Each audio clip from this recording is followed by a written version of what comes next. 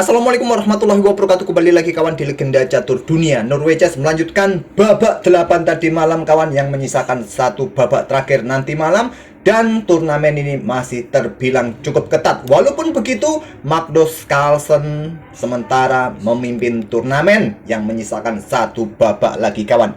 Magnus Carlsen mengumpulkan 15 poin, mendapatkan 3 poin tambahan lagi setelah mengalahkan Fabiano Caruana dalam permainan klasikal di babak ke-8 tadi malam. Begitu juga dengan Gukes kawan, memetik kemenangan atas Wei dalam permainan klasikal. Nakamura di posisi ketiga, Fabi posisi keempat, dan Arjun posisi 5. Wei belum memetik kemenangan satupun dalam permainan klasikal kawan. Ya, dia bisa mengalahkan Magnus Carlsen dalam 2 kali permainan Armageddon, tapi Wei tidak terlalu kuat ternyata dalam permainan klasikal. Oke, permainan Magnus Carlsen versus Fabiano Caruana dalam permainan klasikal di babak ke-8. Di permainan klasikal pertama mereka bermain remis kawan. Magnus hanya menang lewat permainan Armageddon. Di sini Magnus mengawali dengan pion D4 akan saya percepat. Mereka bermain dengan pembukaan Katalan kawan. Nah, pion dipukul pion C4, menteri C2, pion A6. Teori pembukaan Katalan kita dapat di langkah ke-7 ini kawan, yang biasanya bisa akan lanjut juga dengan langkah teori berikutnya dengan pion A4 atau menteri ambil pion C4 kawan. 2 langkah terkuat buat putih melanjutkan langkahnya, tapi Magnus tidak. Dia bermain di luar kebiasaan. Katalan bermain dengan benteng D1. Ya, pemain kuat selalu mencoba sesegera mungkin keluar dari jalur utama kawan, sebagai strategi agar lawannya juga keluar dari persiapannya. Fabi jelas tahu Magnus mungkin akan mempersiapkan Katalan atau mungkin dengan Ruy Lopez. Kalau dengan pion E4 mungkin Fabi akan membalasnya dengan permainan Petrov. Di kejuaraan dunia tahun 2018 kawan, ya mereka sempat bermain dengan Petrov.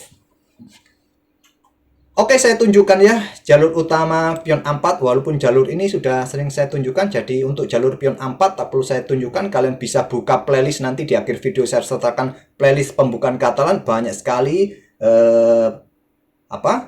penjelasan-penjelasan admin di video-video sebelumnya tentang pion A4 ini kawan. Jadi saya akan tunjukkan, jika kalian memilih ambil pion C4 saja, maka tentu pion B5, menteri mundur C2, gajah B7, ada gajah D2. Ups, gajah D2 kawan, yang biasanya akan diambil oleh putih. Nah, seperti jalur pion A4, gajah ini sering mengganggu menteri kawan, sampai menteri ini bergerak ke ruang gelap. Nah, gajah ini tarik mundur lagi petak B7. Ada yang memainkan gajah F4, ada yang kembali ke C2.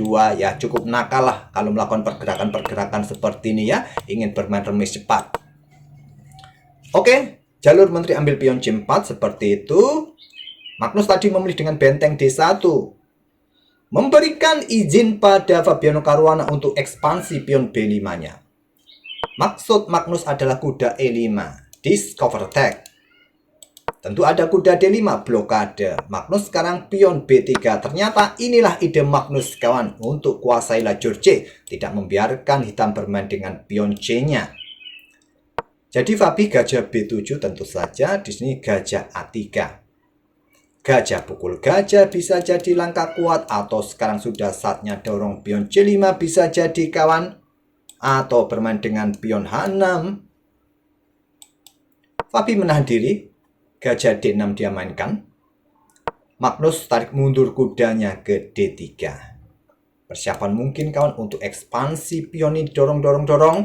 Nah, ada kuda D7 lanjut Fabi. Sekarang pion E4, gajah sikat gajah dulu. Ya, kalau kuda ini ditarik mundur kemana? Ke sini bahayanya ya garbuan. Gajah dalam posisi nanti bisa terancam. Jadi gajah pukul gajah, langkah yang aman, ambil balik oleh benteng. Kemudian kuda 5 mundur ke F6. Untuk serang pion yang di sini ada kuda D2 proteksi pionnya. Fabi bermain dengan pion A5.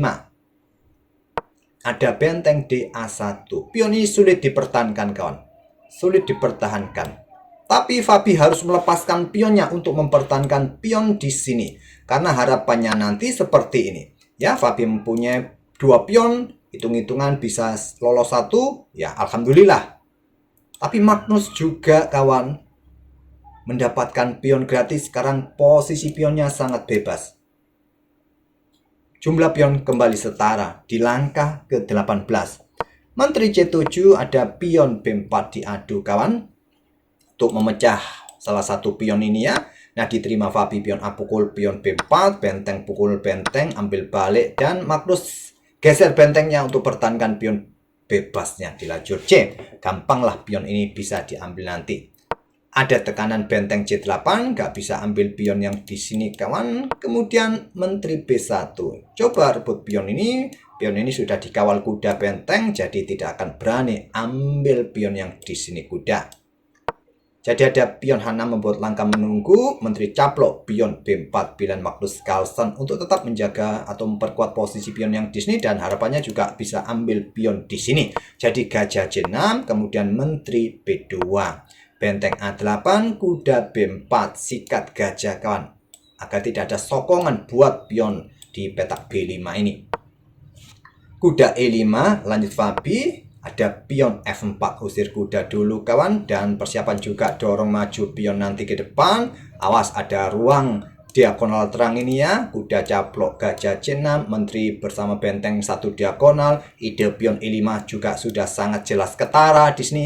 Kuda C4 caplok dulu, ambil. Nah, kuda caplok gajah C6, ambil. Sekarang benteng ambil pion C4 dulu untuk perkuat posisi pion ini kawan. Gampang lah. Sebentar lagi bisa didorong. Jadi benteng digeser kawan, menghindari discover tag. Tetap dorong maju pion E5 Magnus, kuda D5, pion F5. Nah, kalau pion pukul pion sekarang kawan, maka ada Menteri D4. Cukup merepotkan, kuda bisa jatuh. Dipertahankan dengan benteng pun juga percuma. Benteng ini siap geser kawan, dan posisi benteng kalian di belakang juga dalam masalah. Jadi di sini Menteri A6 pilihan Fabi. Benteng mundur dulu, menghindari serangan Menteri.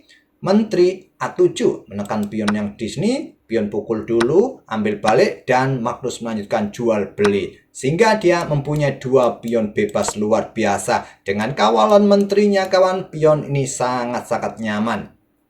Fabi mempertahankan pionnya. Menteri D7. Dan juga kontrol petak-petak penting ini supaya pion nggak didorong. Magnus mulai aktifkan raja. Raja G2, raja C6.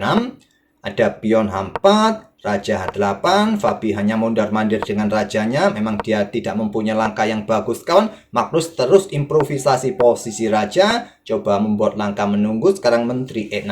Untuk jaga ruang terang petak H3 supaya raja nggak bisa maju. Ada benteng D2. Benteng D8, perkuat posisi pionnya. Raja G2, Raja C6. Maksudnya Menteri C6, di sini benteng D1. Masih sulit Magnus Carlsen. Sekarang kita berada di langkah ke-45. Kontrol waktu tidak jauh berbeda ya. Magnus 15 menit, Fabi 14 menit. Jadi Menteri E6, Fabi memang dalam posisi suang kawan. Dia hanya bisa mondar-mandir saja sembari menunggu Magnus Carlsen membuat kesalahan. Nah, Menteri F5 serang benteng. Benteng B2 untuk jaga baris kedua ya supaya nggak ada tusukan kawan.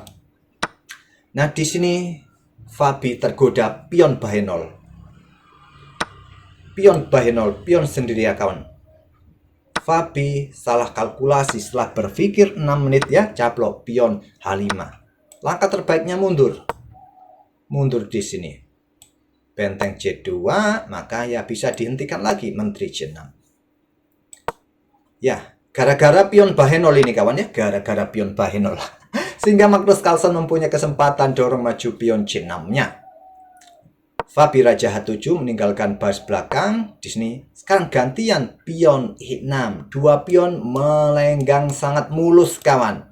Dan diikuti benteng, coba lihat di sini bisa jadi sebuah bencana buat Fabiano Caruana. Jadi Menteri G6 lanjut Fabi. Benteng E2 ya untuk kontrolnya petak E4 agar tidak ada pertukaran menteri lebih dini sebelum improvisasi pion. Juga sudah mendapatkan dukungan juga di lajur E. Benteng A8 ada menteri ambil pion D5. Wassalam Fabi sekarang wassalam ya. Ada benteng A3 dan menteri E4, pertukaran menteri sulit untuk dihindari kawan. Dan di posisi ini Fabi menyerah. Kalau dilanjut Ya, simulasinya seperti ini. Coba lihat, kalian nggak bisa membendung dua pion sekaligus. Benteng ke situ, ya bisa, terserah kalian pilih yang mana. C7 kah dulu ke sini. Ya, giliran pion yang di sini ya. Terserah. Oke, kemenangan penting ini menjaga asa Magnus Carlsen menjadi juara Norwegian kembali, kawan. Tinggal satu babak lagi. Ya, ujung-ujungnya Magnus Carlsen lagi. Masih ada kesempatan buat Domara Guges. Menunggu Magnus Carlsen slip atau Guges memenangkan Classical, Magnus menang di Armageddon. Ya, kita lihat saja, kawan. Oke, terima kasih. Kita akan bertemu di video-video berikutnya. Wassalamualaikum warahmatullahi wabarakatuh.